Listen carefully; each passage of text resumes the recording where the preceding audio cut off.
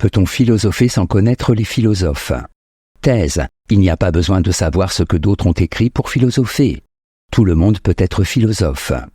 Antithèse. La philosophie est une discipline dont la terminologie et les problématiques sont définies par les grands philosophes de l'histoire. Thèse. On peut philosopher sans connaître les philosophes. En effet, philosopher, c'est réfléchir sur la vie, se poser des questions sur le sens de l'existence et de l'univers. Il n'y a pas besoin de savoir ce que d'autres ont écrit sur le sujet. C'est une question de réflexion personnelle. Tout le monde peut être philosophe.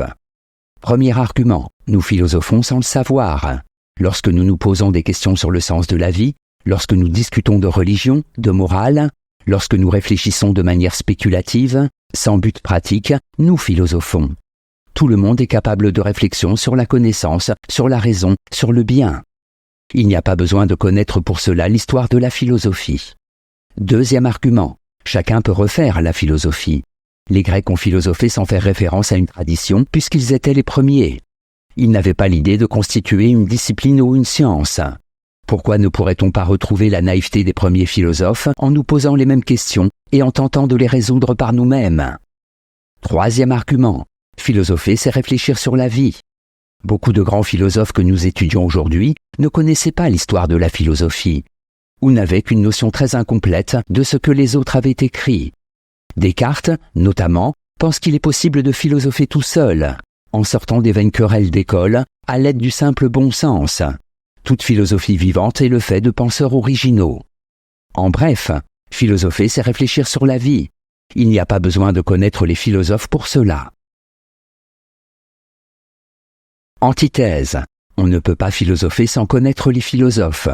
En effet, la philosophie est une discipline qui a son histoire, ses problématiques et sa terminologie. Ce n'est pas parce qu'elle aborde des questions non techniques que l'on peut négliger la connaissance des autres philosophes. Premier argument, la philosophie s'inscrit dans une tradition. Peut-on écrire sans avoir lu ou peindre sans avoir vu de tableau? On risque de ne pas aller très loin. Toute pensée, tout art crédible doivent prendre en compte la tradition, c'est-à-dire les œuvres du passé dont la somme constitue la discipline. Il en va de même avec la philosophie. L'on ne peut réfléchir légitimement sur la connaissance sans savoir ce que Platon, Descartes ou Kant ont écrit sur le sujet. Deuxième argument. Pour philosopher, il faut être initié.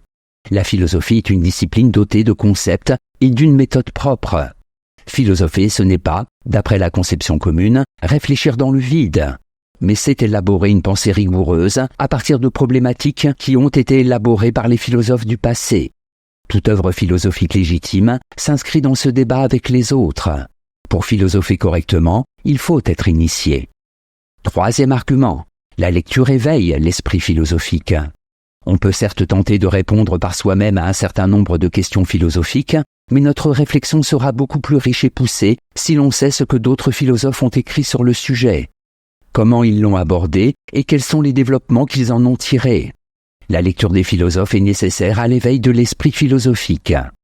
En bref, pour philosopher de manière valable, il faut tenir compte des problématiques et des concepts établis par d'autres philosophes. Synthèse.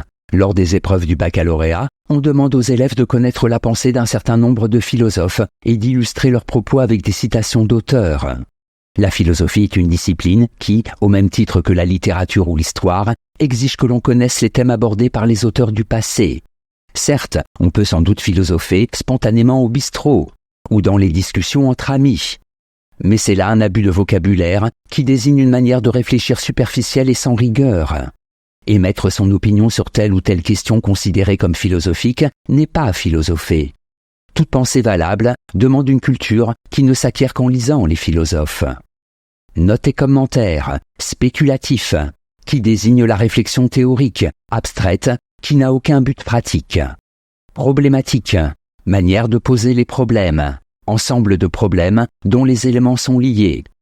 Citation, qui vit en citoyen, peut écrire en philosophe. La métrie, discours préliminaire.